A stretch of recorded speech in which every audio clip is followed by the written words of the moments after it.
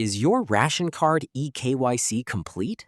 Or is your ration benefit at risk of getting paused? The government has made aadhaar eKYC mandatory for every single member on your ration card. If even one family member's status shows pending, you might face issues getting your monthly quota. In this video, I'll show you how to check your eKYC status in under 1 minute and 3 different ways to complete eKYC, including directly from your smartphone. First, let's check your family's current status.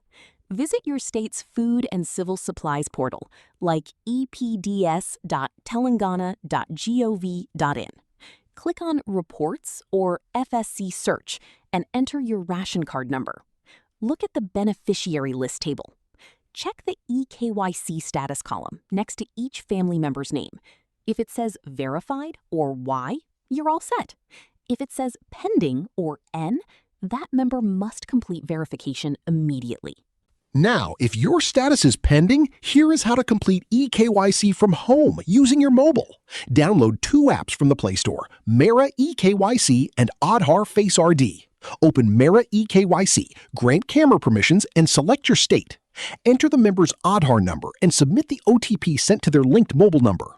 Once logged in, click on Face eKYC. Accept the consent box and position the person's face inside the camera circle via Aadhaar Face RD. Once scanned, your eKYC status updates to successful instantly. What if face authentication fails or your mobile number isn't linked to Aadhaar? Simply visit your nearest fair price shop, Ration Shop.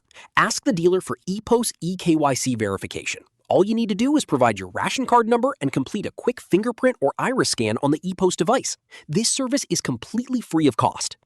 Don't wait until the deadline. Check your family status today. If you found this video helpful, hit the like button, share this with your friends and family, and subscribe for more official updates and technical guides. Comment below if you run into any errors.